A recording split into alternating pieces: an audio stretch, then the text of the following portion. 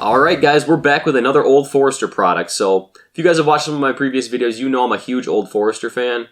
I like a lot of their products across the board. The one we're reviewing today is actually the 1910 Old Fine Whisky.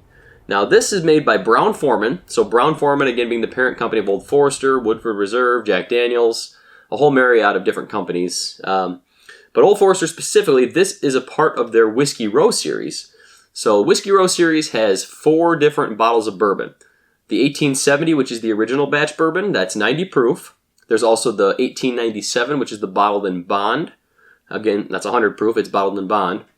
1920, which is Prohibition style bourbon, that's in honor of Prohibition, of course. And then this one, which was their 4th release, the 1910 Old Fine Whisky. I'm really excited to try this whiskey, guys. I've heard mixed reviews on the Old Forester 1910. Some people love it, some people hate it. I'm a massive fan of the 1920. If you guys follow me, you know 1920 is one of my favorite bourbons out there. I actually put it number 2 of my top 5 bourbons of 2018. So definitely like it a lot. I'm excited to get into this bottle. I really hope it lives up to the Old Forester hype for me. So without further ado, let's get into it, guys. All right. So this bourbon comes in at 93 proof. And mash bill on this is 72% corn, 18% rye, I believe, and then 10% malted barley. Nice pop, not too bad. So, very high corn, a decent amount of rye, and the barley just kind of helps get that fermenting process going. All right. Well, just starting out looking at the color here, it is very dark. And Old Forester in general, I get a very dark color on for most of their products. But this one here is quite dark. I describe this as a dark amber color. Man, it's honestly pushing mahogany. It's not quite to the Stag Junior Stag level of color. But yeah, it's dark. I'm really excited to get into this, guys. So let's give it a nose here.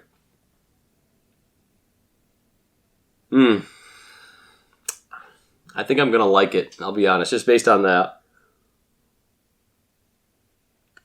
So, it's not quite the same nose as the 1920. 1920, I get rich chocolate. I always get a nice cherry note, like a chocolate-covered cherry note. The chocolate is here on this, but I'd say this actually has a lighter fruit background to it.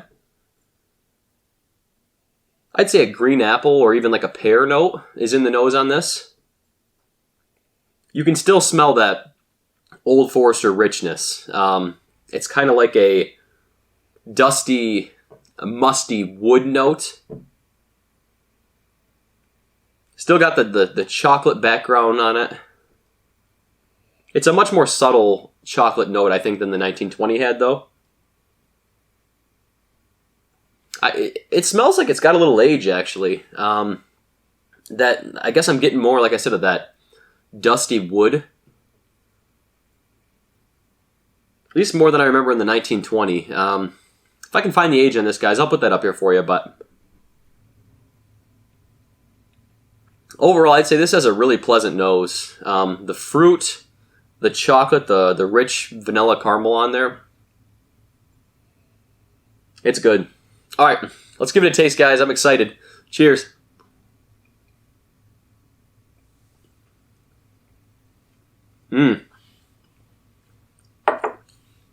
Okay. First sip for me, right there, was apple slices drizzled with caramel, like a caramel sauce on top. That's literally what it tasted like. Caramel, or like if you go to the fair and you get one of the caramel apples. You know, green apple with the caramel seasoning. Even a little bit of the nut. Like if you get the nutty green apple, caramel green apples. That's what this is in a glass. That citrus is definitely there, and it's a good note.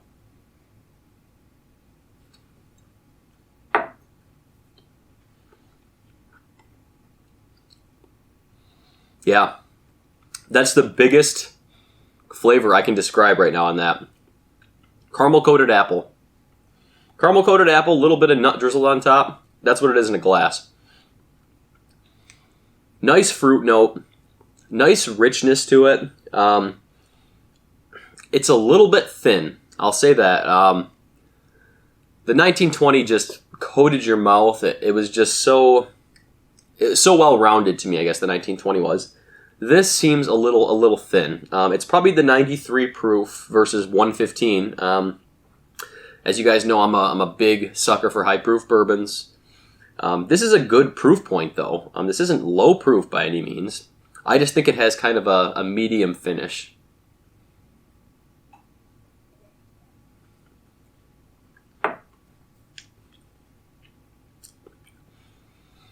Caramel apples. That's what it is. Caramel apples. It's good though. Especially if you like that. I mean, it's good. The wood note I was describing in the nose is not really there on the palate.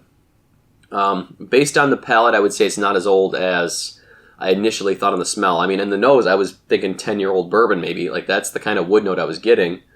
But on the palate, maybe six years maybe, I would say. So it doesn't have that young note that you'll find in, I kind of describe it as a grassy, youthful, medicinal note, I guess, if you will. It doesn't have that for sure. It just doesn't have quite the age on the palate I was anticipating based on the nose.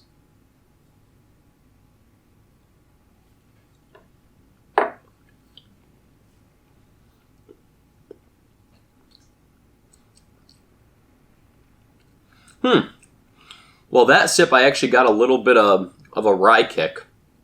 A little bit of a cinnamon peppery note, I guess is what I would describe.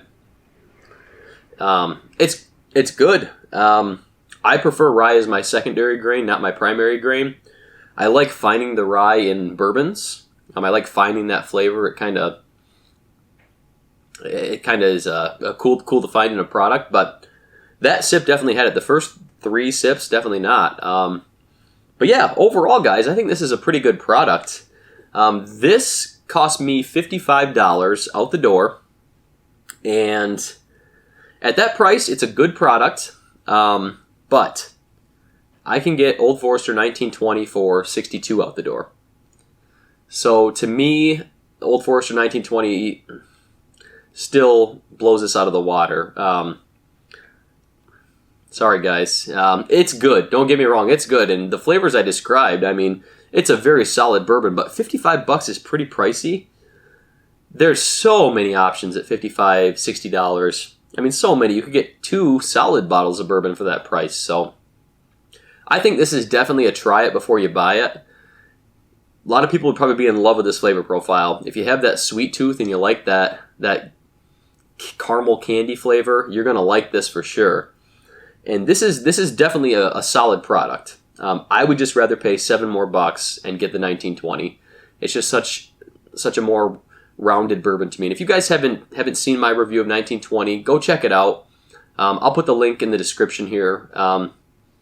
As I mentioned, it's one of my favorite products of bourbon in general. So 1910's good. It didn't disappoint.